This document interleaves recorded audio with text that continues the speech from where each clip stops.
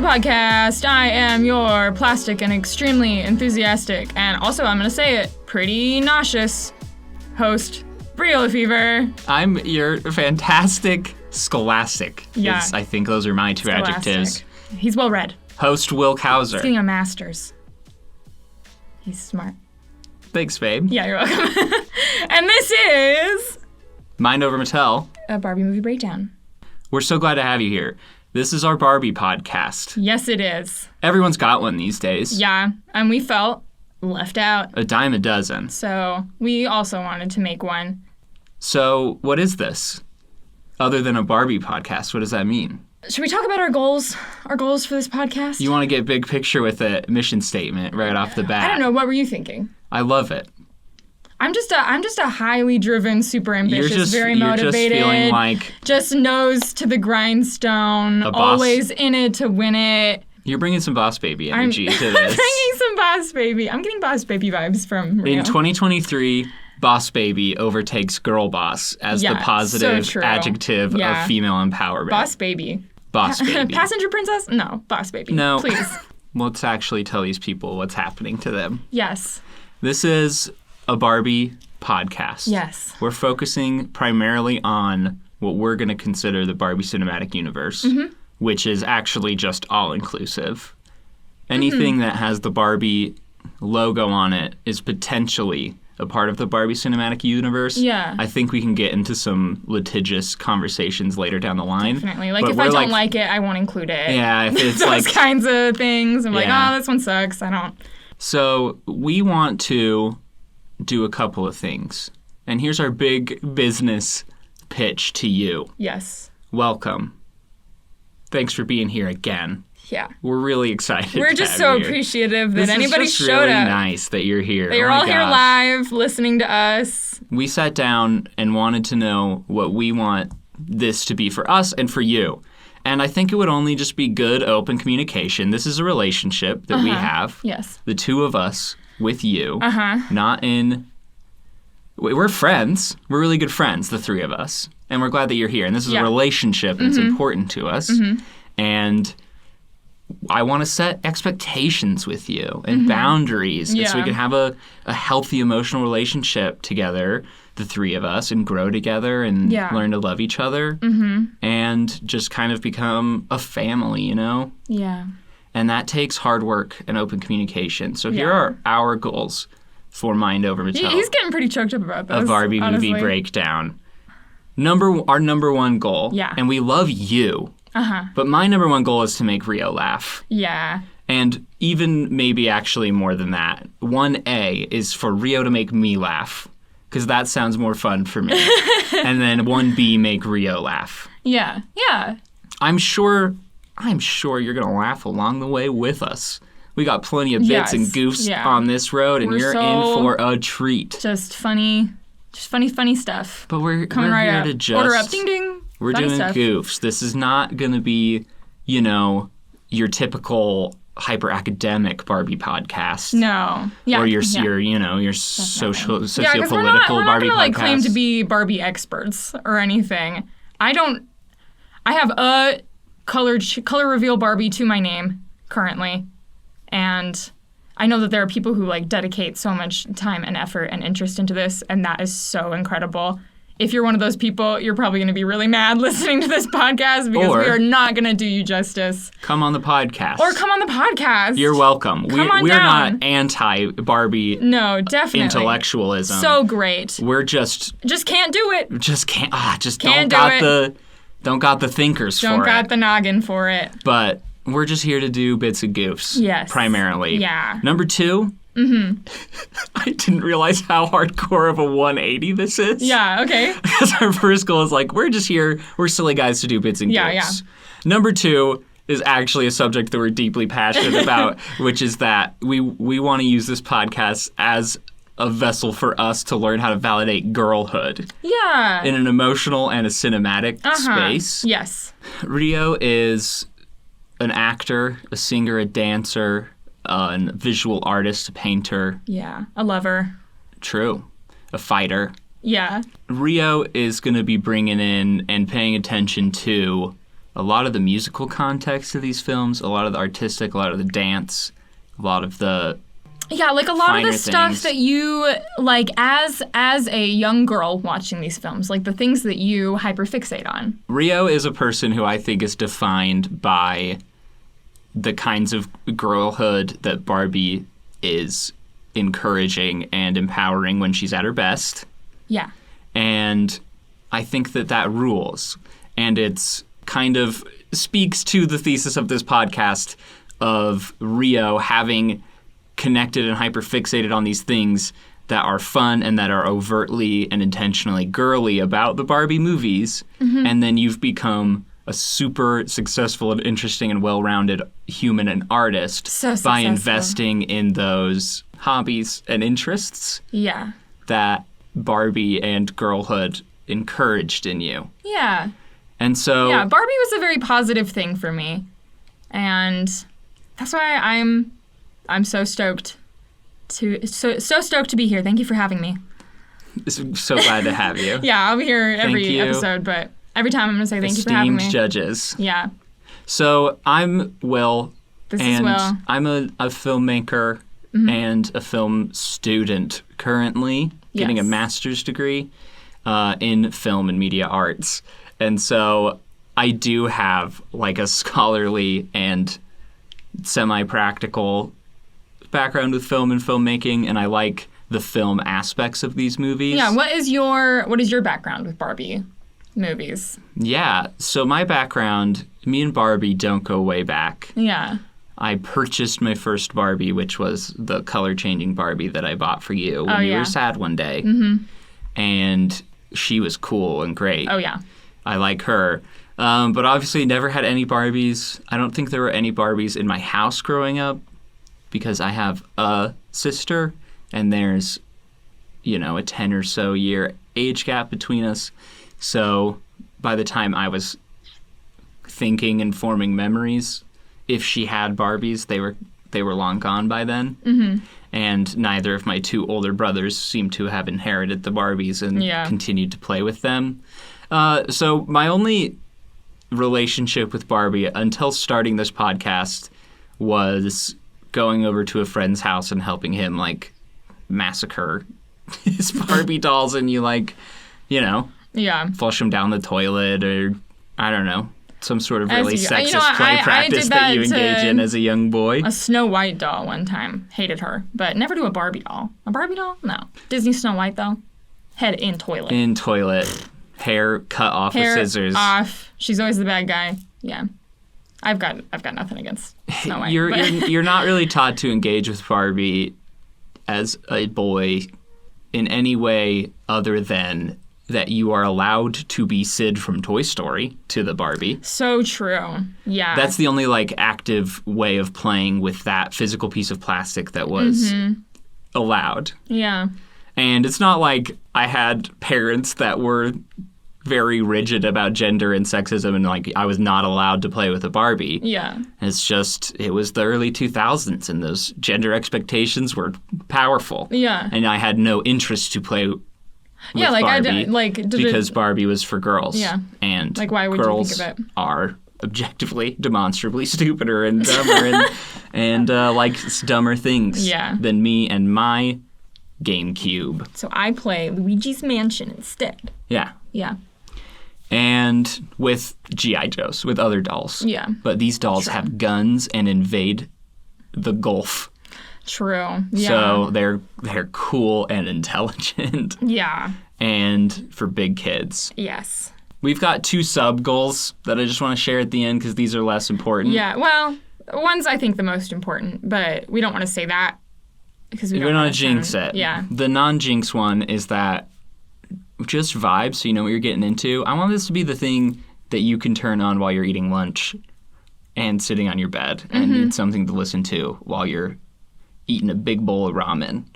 And sub-goal number 2 is that by doing this podcast, we become so invested in Barbie and her films and the thoughts and feelings of this series and of this universe and of this filmmaking that we become the foremost experts in the world of Barbie cinema and have no choice but to be at the red carpet premiere of Greta Gerwig's Barbie as the official Barbie correspondents cinematically, where we can go and we can find out definitively, is Greta Gerwig's Barbie a good Barbie movie? Is it going to be a good movie? Yes, that's a given. It's going to be fantastic. Yes. But is it a Barbie movie? And that is the goal of this podcast. Yes. We tricked you. This isn't bits and goofs. No. This is basically I'm meeting Margot Robbie. This is basically a true crime podcast where we're going to dig deep and investigate and find out what makes a Barbie movie a Barbie movie. Folks. We're going to have a list of criteria that we will compare your movie to, Greta. Yeah. I'm coming in with a checklist. Yeah. And if there's not a really pretty horse and an extended ballet sequence, you're done. Yeah. So that's what we're going to do. We're going to, like, in this podcast, find those, like, a horse. There's got to be, you know what I mean? Like, those things that make the Barbie movie a Barbie movie. Yeah, we're going to find the horse. And we got to see if Greta, if you hold up. Episode 1. Episode 1. What's our movie? We are talking about... What's the preposition? What is the preposition? This is the battle with Barbie films. In my very limited experience, yes, the preposition changes every time. Is this Barbie in the Nutcracker? Barbie and the Nutcracker? Barbie on the Nutcracker? Barbie over the Nutcracker?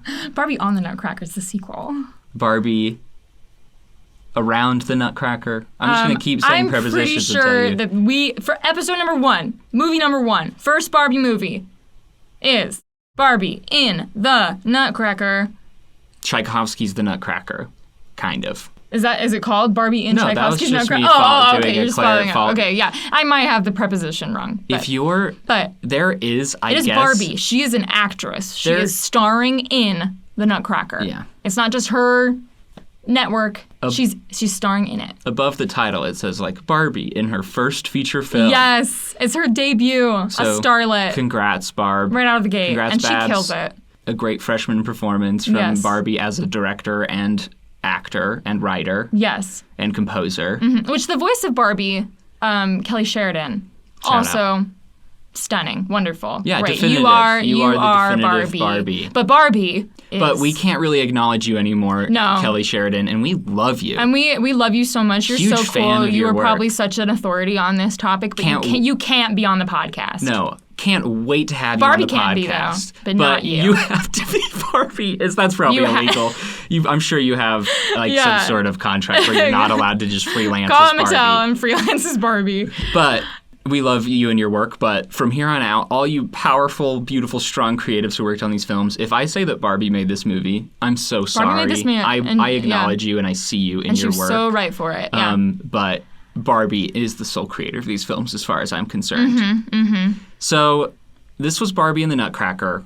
Yes. There's a possibility, there is a universe where someone is listening to this podcast that wasn't obsessed with Barbie movies as a kid, which I can only imagine is the primary demographic. Yeah, and they're like, let me listen to this 35-minute podcast to see if I want to watch Barbie. Yes, I have. I mean, that's what we're doing. That's what I'm doing. Is like, you know what? I'm 25. It's time for me to get into Barbie. Yeah. So if you are like me, here's what happens in Barbie and the Nutcracker. Yes. You have to know that, as far as I can tell, I've only seen, I think, 3 Barbie movies. Yeah.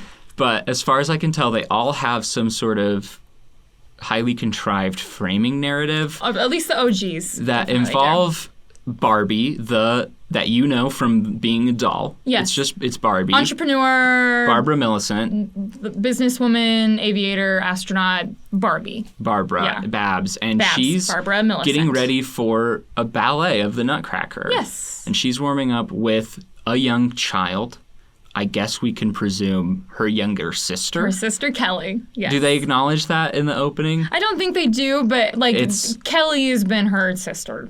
Okay, that's just a thing. That's just some context. So basically what you get is here. Barbie, who is anywhere between 14 and 35 years old, hanging out with a very young child. Mm-hmm. And they're just doing ballet together. Mm-hmm. And Kelly is doing such a bad job. Yeah, which she's also practicing the Waltz of the Sugar Plum Fairy. So, and she's like 6. That sounds really hard, but anyway. Kelly and Barbie have a not very thoughtful. They don't have a very, really bad at it. They don't have a very thoughtful choreographer, and she's really struggling. Yeah. And doesn't think she's going to be able to do the show. And so Barbie tells her the story of Clara, from the Nutcracker and how you need to be courageous and you can be successful and do great good things. And that's the like moral of the Nutcracker. It feels really like meta of the conversation that the filmmakers and Barbie had together of like, what do we want a young girl to take away from this? What is the message of the Nutcracker? Yeah. And they landed on like, Clara is really brave and goes through these scary new things, and it works out really great for her. Yeah. So if you're brave, then maybe you can bourrée better. Yeah, then maybe you'll learn this professional New York girl. ballet choreography better. Yeah. Stop being such a 5-year-old. Yeah, Kelly. But that's kind of a Barbie-ism, is like a framing device, and often like an insert, right, of Barbie herself. So almost kind of like Rod Serling in The Twilight Zone, where sometimes it's like, oh, and this is Barbie, and then sometimes it's Barbie playing Clara. Yeah, so we always get like a cameo of Barbie. Barbie is playing Barbie at the beginning and then starts telling the story of the Nutcracker, except she doesn't. Barbie's presumably never seen the Nutcracker before and tells Kelly something very different than the Nutcracker. It's Nutcracker themed. There is a Nutcracker. A tale. This is Barbie in a Nutcracker. In a Nutcracker. Where there's dialogue Hardly know her. And a story and there's intrigue and battle. I mean, all those things are in the Nutcracker, but this has a really specific story about a prince who needs to regain the right to his kingdom by overthrowing the Mouse King. Yeah. We transition into the world of the story of the Nutcracker, which is like kind of late 1800s sort of vibes. We've got Clara. It's like Christmas-ish time. It's not like really drawn to that it's like Christmas, but there is a Christmas tree. Oh, I just want to say, so this is about Barbie as Clara. Uh-huh. So now Barbie is playing Clara in the Nutcracker. And I just think it's so funny that Barbie is like, hey, you're really struggling and need to take inspiration from the Nutcracker. Yeah. Here, let me tell you about me in the Nutcracker. Tell me about this time when I let me tell you a story about how beefed on a rat. How cool I am at this story. And then was a princess. When you tell a little kid a story, aren't you supposed to self-insert them? Yeah. But Barbie's like, no, let me tell you about my story. Yeah. So we open, Barbie is Clara. And I look really cute. And I look really cute, really cool, great hair. I wear so many great dresses. It's like one strand because that's where animation was. Like we're not animating every strand of hair. Okay, it is like a noodle. I like this fact that you have to build like a rig, like a puppet, to make 3D animation. Uh-huh. And they had to build an entirely separate puppet just for Barbie's hair. So she's like 2 rigs glued together because Mattel required that Barbie wears her hair down the whole time. And that takes a lot more animation power. And so like Barbie's hair in this movie is probably half of the computing power. Yes, which it totally works because it like... Even with the animation, I feel like I don't notice it as much in old Barbie movies. Like, oh, that animation looks super old. Because, like, she is a doll. And she's not, like, a doll. Is she a doll? Canonically in the movies, but she looks very doll-like. And so it, you know, like, she looks like the only other Barbie I've seen. So it doesn't stand out to me as, like, as weird. But anyways, we have Barbie. She's playing Clara. Kind of the typical beginning of the Nutcracker, except that... Aunt Drosselmeyer, who's just really cool, this like cool wine aunt that's been traveling the world, brings her a Nutcracker, tells her all her stories of traveling the world, and when Clara falls asleep, the Nutcracker comes to life, and a whole bunch of little rats take over. We do a big fight. Clara, so brave, hits him with her shoe, and the rats retreat. Yeah, and that is also the end of Clara's active involvement in the events of the story. Yes, which is true of the Nutcracker Ballet, too. She whips out a shoe, hits the rat, donezo. She hops on a wagon and... Yeah. But anyways, so we move into... We go through a little mouse hole, and we enter the realm of this like magical world that is the Nutcracker. And the first thing that we interact with are some snow fairies. And this scene... I think is so good. It's my favorite part of the ballet, which I'll get into later, but this like snow fairy enchanted forest scene, which some of the fairies are like just beautiful little blue fairies, and then one of them I think is Kelly. But anyways. Yeah, that's too bad, huh? Yeah. It's like, and then all these creepy little baby fairies fly out. Oh, that one's you. Yeah. Oh. But the snow fairies are dancing. Clara's like still kind of freaked out because she's been shrunk all tiny by the Mouse King. I guess that's important so that she can get through the mouse hole. And the snow fairies are dancing, and we see Clara attempt to dance for like 1 millisecond, and immediately she's like, ugh, and gives up. And that is the arc that we're inserting for Barbie. And I just noticed that on this one, and I'll get more into the importance of that scene and the music and the choreography there as we continue. But that's kind of the first little sequence as we are in the magical world. One thing that I do really like is the second that you step through the mouse hole. Is that what they're called? Mouse hole? That feels really bad. That's not it. That's not it. Is it? That can't be That can't be right. Anyways, they go through the little mouse archway door. If you know what those are called, phone in. Anyways, as soon as they step into the Nutcracker's world, the animation looks really different. Like the scene, the background design. It looks very flat. It looks like a backdrop. It looks just like a painting that things have been animated on. And that might be like a critique of the animation, but I think that it really works. And I choose to give them the benefit of the doubt that they were going for like a ballet-inspired look there. And so it looks like scenic painting. It looks like a backdrop in front of behind a ballet that you're performing. And that's when we meet the snowflake fairies. And I just think that is so nice. And so it's such a great nod to the way that you would view the Nutcracker outside of this movie. It's like if a little kid thought that the backdrop was representing a real place. A real place. They're imagining what that and they're place walking looked like. through it. And I'm going to say it was on purpose, and it was a great artistic choice. Love your from our girl, Barbie, who made this movie you did so all great on her when own. You programmed and coded this film. Yes. Then we kind of dart back over to the villain. Do you want to give us a little bit more? Yeah, of course I villain? do, because I've got 2 words for you, baby. Yeah. Tim Curry. Tim Curry. Is a big old rat in this one. Rat. What do you know Tim Curry from? Yeah, this I feel like it's a good way to like understand a person. If you're on a first date or you need to know if someone's going to like be your best friend or if they're going to remember you, ask them what the first thing they think of when they hear Tim Curry's voice is. Yeah. Mine is Muppet Treasure Island. Good one. What's yours? I think like arguably it could be this one, but like I think deep down in my heart of hearts, if I hear Tim Curry's voice, the first thing I'm thinking of is Beauty and the Beast's Bells. Straight What's to Upon a VHS Christmas sequel. Something like that, and he plays the evil enchanted organ. Yeah, I love you. Yeah. Can I tell you something? Red flag. Probably, yeah. Not a red flag. Like a yellow flag. Like proceed with caution. Could it's scary, but yeah. I love you more because of it. Mm-hmm. This is Tim Curry. Tim Curry. The first time we watched this together, I truly thought Tim Curry was just phoning it in. Yeah. And maybe it's just the time and I don't know. There's worse Barbie villains for sure. Yeah.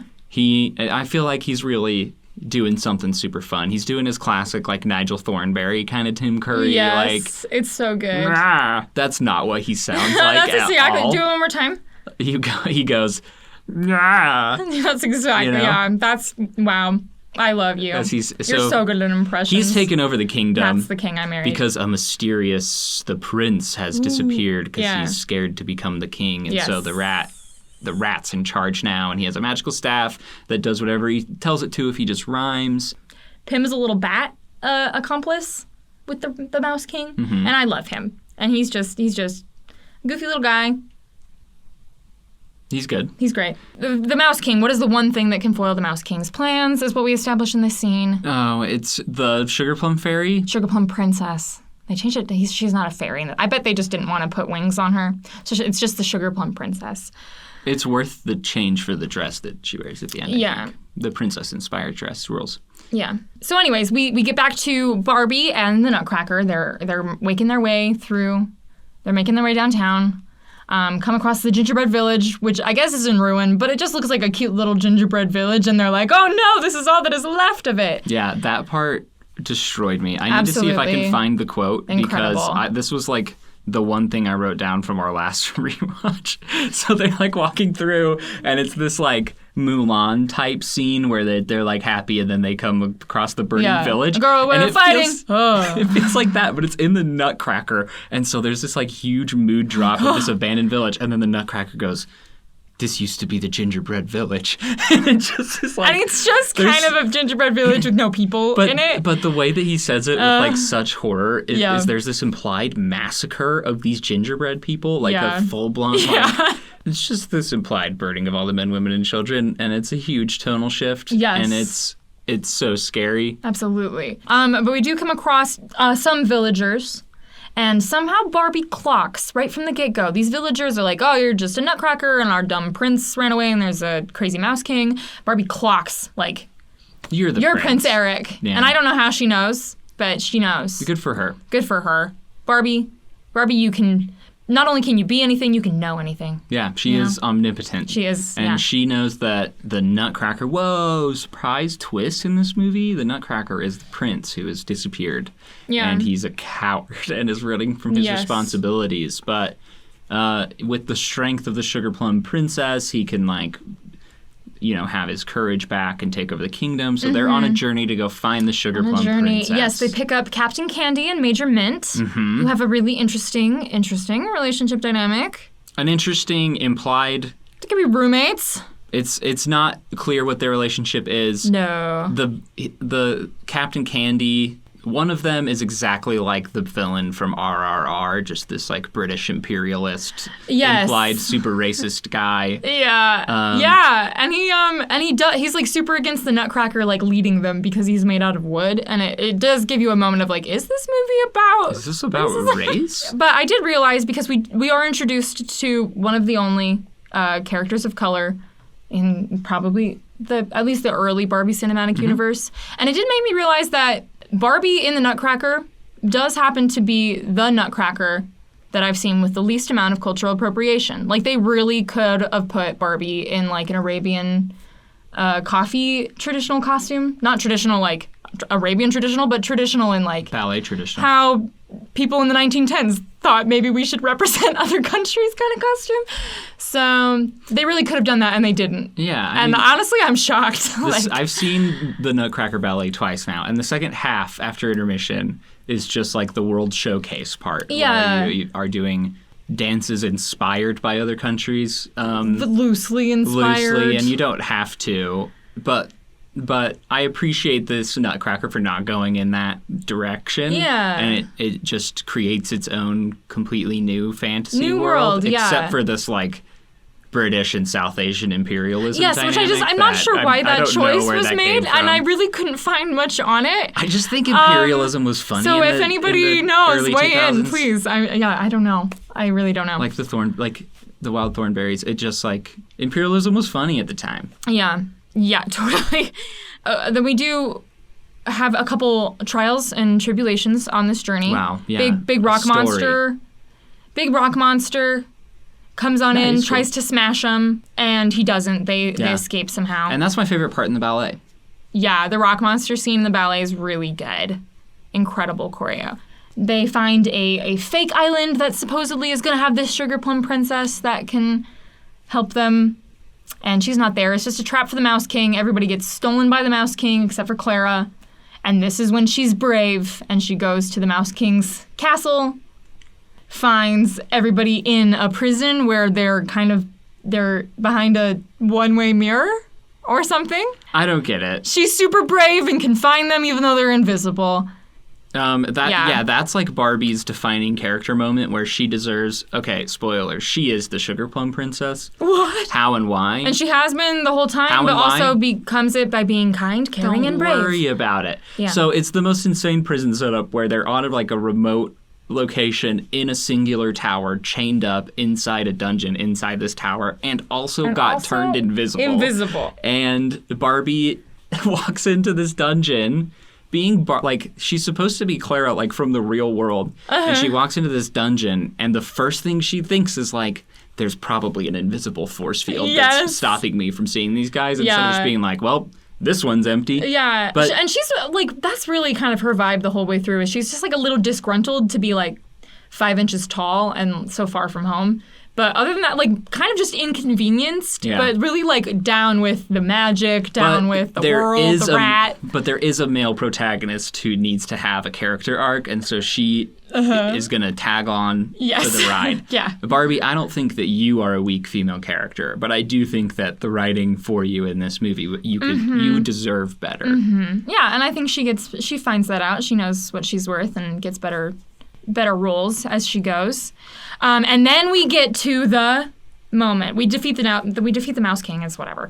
I've seen this movie and then 3 times with you every time. I've never seen you not cry your eyes out. And I might cry talking about it. So we have this beautiful moment. She realizes she's the sugar plum princess, Mouse King, Gonzo, and they dance. They dance like the pas de deux from the Nutcracker. Gonzo would be a great Mouse King, by the way. Gonzo the Mouse King, the Muppet remake of Muppets and Barbie the Nutcracker. Anyway, this is important, okay? They do this beautiful dance, and it's so great because earlier she could not dance with the ice fairies, and then all of a sudden she stands up on point, and she's surprised about it, and her hair is in these beautiful curls, and it's the best dress in all of Barbie. And then he also goes so hard with really great dancing, and there's this moment. Next time you watch it, okay? Because it's already beautiful. I'm already crying, but I realize that there is this moment where they're dancing in front of this big fountain for all of the villagers that they just saved. Everybody's in awe. And then there's this moment where they run around behind the other side of the fountain and the camera's over there. And so they're just dancing for us. The audience, their audience, the actual contextual audience of the story isn't watching it. And they do this really big moment. And it's just for you. And it's so sweet because it's just behind the fountain. And so it's it's so good. It's really nice. It's really nice. Good. It's hard. It's great choreography. It's hard to beat Tchaikovsky's music. Yeah. Some of the best ever composed. And I know. He was so wrong for hating the Nutcracker. What does he know? It's really great choreography. It's really beautiful. It makes me cry every single time. It is Christmas magic. I can't not watch it once a year. It's the reason I'm here. Thank you so much for having me. Yeah, it was fun. It's fun to watch it with you. It's beautiful. And then everyone's turned back. All the Mouse King's magic is undone, and Barbie gets big again. Yes. And wakes up after this dream, and runs to her aunt and is so confused that what happened to her wasn't real because Clara's presumably never had a dream before. Yes. And so she's like, what were all these things that I saw and did while I was sleeping, and where are all my friends? And then. But she is right, because the prince shows up, and they're like, hey, we're rich. Yes, and Drosselmeyer is friends with this smoking hot prince who happens to look exactly like the Nutcracker once he's not Nutcrackery anymore. The kid walks into the room, and Clara goes, Nutcracker, after she looks him up and down, which... And he goes, I hardly know her. Yeah, what a first impression. He doesn't. I wish he did that. But they do actually recognize each other. Yes. And he's very strongly implied to be the prince from And they her get to know each other, vision. and they dance. And the uncle's such familiarity. Yeah. Oh, yeah. Tim Curry plays the... No, that was closer to Tim than what I tried to do with Tim. And that's at the same time. And that's Barbie in the Nutcracker. We're going to go take a little intermission now. We're going to go get some snacks in the lobby before part 2. What are you getting? I'm going to have peanut M&Ms and popcorn. I like to mix them up together. Any bevy? You're just going in dry? It's a little too expensive here. And so I'll just get a Dr. Pepper from McDonald's on the way home. Oh, okay. Good. I'm really feeling a cherry Slurpee icy, kind of the ones that have the polar bear on it. One of those sounds really good, and some pretzel bites. I love some bear juice. Juice. Yeah, some viscous bear juice. You want an icy and ice? And some pretzel bites. Oh, hey, what's up, guys? Welcome back. How's the lobby? My pretzel bites sucked. They were dry. They were bad. I think they just microwaved them. Yeah. And not good. One of those jumbo. You can get them at Walmart. Right out. Bad. Definitely 2 minute long. Super bad. Microwave. Yeah. You got to put the cup of water in there with them so they don't dry out. Keep it moist. It does, but then they don't get too soggy. Yeah. Either. So other than talking about pretzels, this is the part of the show where we do kind of a deep dive into some of the things that we talked a lot about, the plot of Barbie and some of the Barbieisms. Let's dive deep into some really great Barbie moments. And for me, because I love the Nutcracker, and this is maybe my favorite Barbie movie, deep down. Probably not what I would tell people is my favorite, but it's the one that makes me cry. And it's because I also love the Nutcracker Ballet. And I know that is so cheesy to say. Like, everybody who knows anything about ballet loves the Nutcracker Ballet. But it's good. It's wonderful. It's charming. It's for girls. It's girlhood, you know? Mm-hmm. And that's why I love it. I think that the Nutcracker is the Star Wars of girlhood. Maybe. And Star Wars is also of a certain flavor of girlhood, Star Wars is totally open to girlhood as well. Star Wars is also the Star Wars of girlhood. Definitely.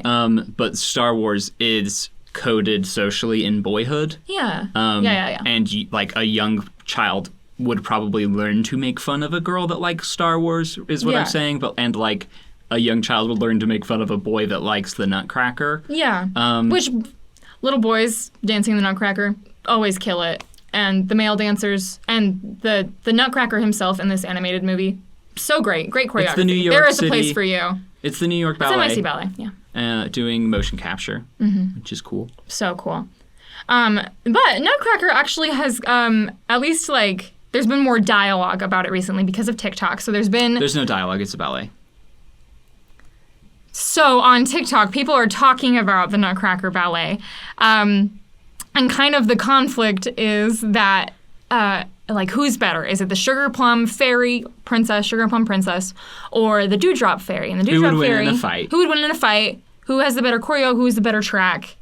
Is it Clara? Is it Sugar Plum Fairy Princess?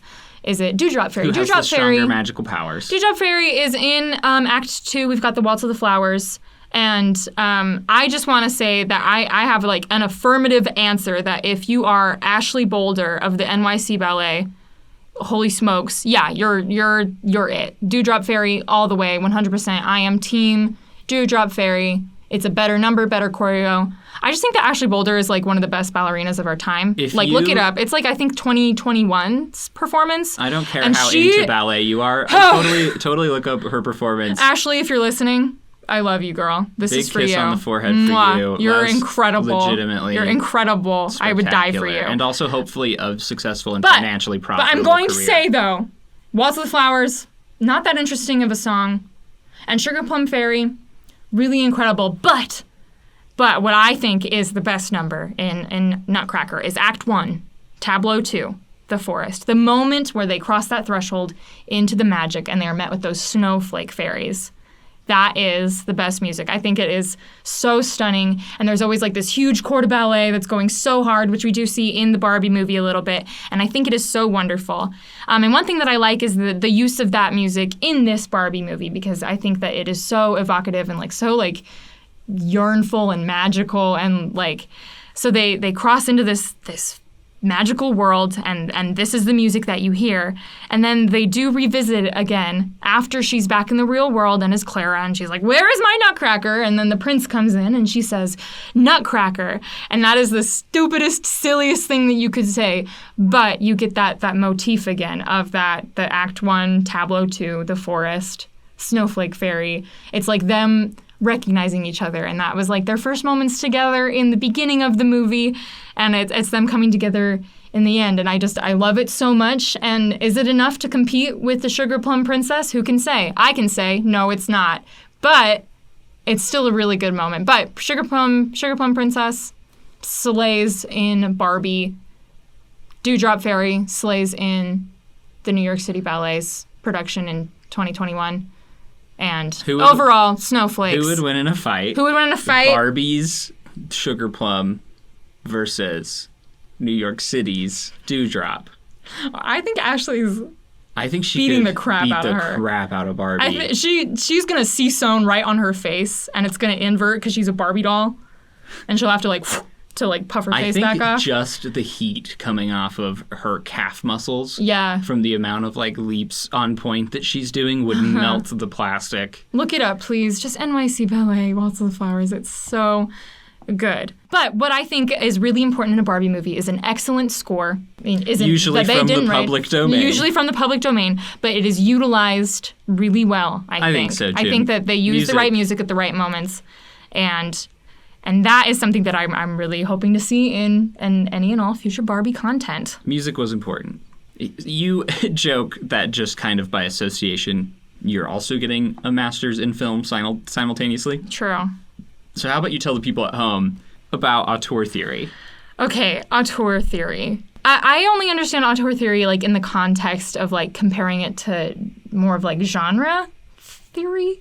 I don't even know if that's a thing. That is. But where like a genre, like a Western, is defined by high noon and the like symbols and broken images beer that bottles you think and of. saloons and Cowboys. the dancer with the heart of gold. What is that one? Something like that. The prostitute The with prostitute with the heart of gold. gold. Yeah. Sorry, I was trying to be a little The PG with PG it. with but yeah, but then the way that genres are defined by a lot of different symbols and like styles and things like that. Auteur theory is like a filmmaker. I think it's usually the director, right? Always the director. It's always the director. Like they kind of create almost their own like genre, right? So there are things that make a Spielberg movie, and there are things that make another director.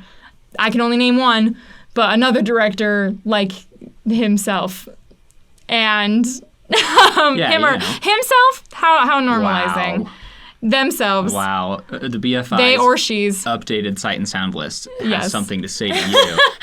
But yeah, so the filmmaker kind of creates their own their own defining genre, rules basically, of their genre. And so we're seeing Barbie as like the sole producer of these films, and we want to see what the auteur related content if Barbie is. was an auteur Like if she's an filmmaker, auteur, what does that look like? If there are things that we can predictably expect to see in every single Barbie movie, Yes. and the things that make us feel all the ways that a Barbie And I'm movie going to tell makes you, us like we feel. said right at the top, a really yassified horse. We've got marzipan in this one. I'll point them out in all of them. Greta, that is going to be my There number has one. to be. But you know what? We saw all those leaked photos of Margot Robbie in her really cute Barbie cowgirl costume, which makes me hopeful that there's going to be a horse. If you got a cowgirl outfit, you're probably riding a horse. You got to have a horse. And that's a good sign for you, Greta, because that would have been strike 3 instantly. 3 strikes, you're out. If there's not it's a important. beautiful horse.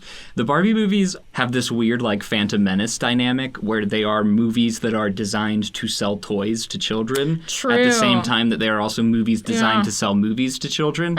And so there's always a horse that would make the cutest horse doll. Yes. And there's always new characters with more interesting costumes than the last character, and just trying to introduce as many toys as they can in the movie, and you get this like Phantom Menace character burnout. But yes. But I had a great Barbie Nutcracker doll, so no complaints. no complaints. I love toys.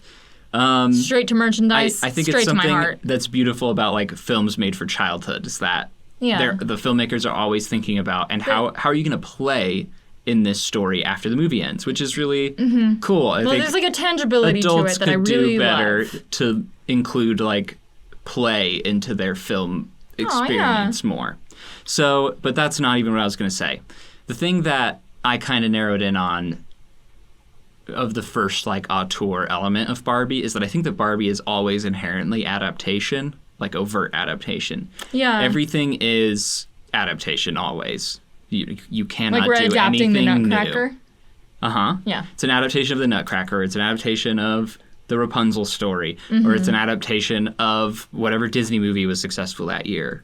Yeah. And it's important that they're always adapting something. There's a long time until we get any like real original Barbie IPs, and even those you could call adaptations. Yeah. And that's just like a part of Barbie, is that she has this like chameleon energy that like absorbs and Barbie, spits I can back be out. anything. Yeah, like it is literally the Barbie I can be anything is Clara. like I can be I will become Odette. the thing from specifically from that story that you like. Yeah. And repackage that and give it back to you as Barbie. And that's cool, and probably a great way to introduce a lot of young people into a lot of new things. Like, I cannot imagine how many people are ballet dancers because of this movie. Yeah. Probably every ballet dancer after after this 2001. film came out, after 2001. Yeah. Me, like, well, I mean, I wasn't like a ballerina, but These movies are important. That's the last thing I want to say. They are. These movies are important. Like, people still talk about them. They're relevant. They're important. And we're making a movie about Barbie in 2022, and that I think is possible because there are already so many Barbie movies. That's why we're doing this. And they matter. change people's lives and define their identities, and I want that open to as many people as possible. So we're going to keep digging through the movies. Yeah, because there is stuff for everybody. It just wasn't marketed to everybody, you know? Yeah, I do know. And what are we watching next week? I want to say it's Rapunzel next. Oh, that's a good one, too. Yeah. We're quickly running out of Barbie movies that I've already seen. Yes.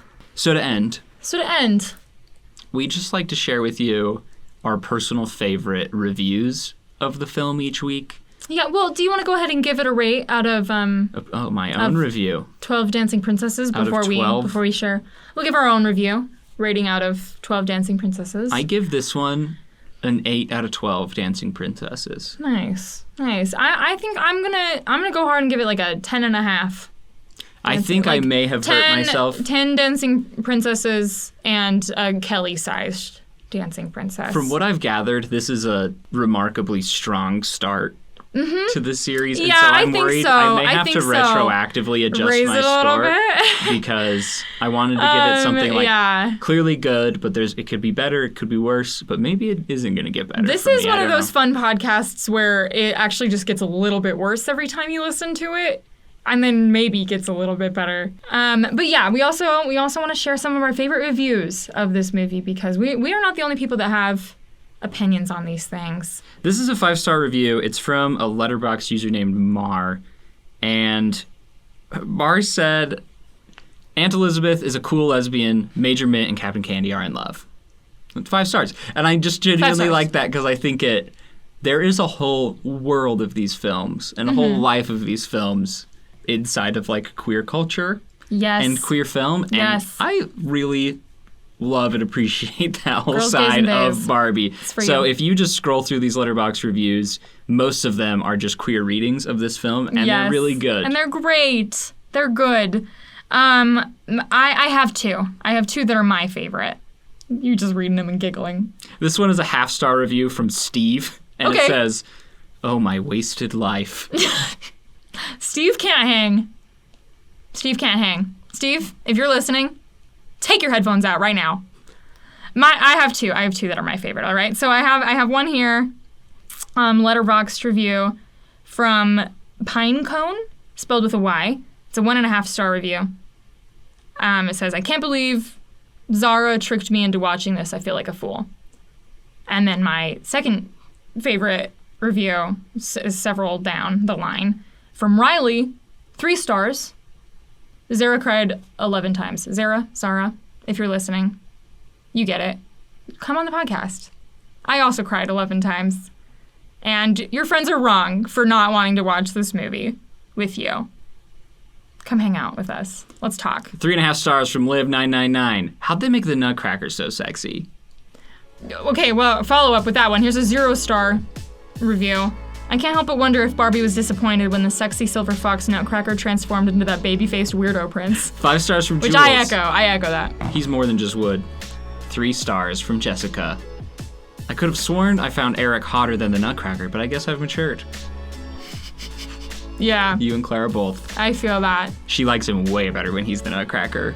Yeah. And that's our show. Thank you so much for having me. Ba-da-ba-ba-da-ba. Down. Bow.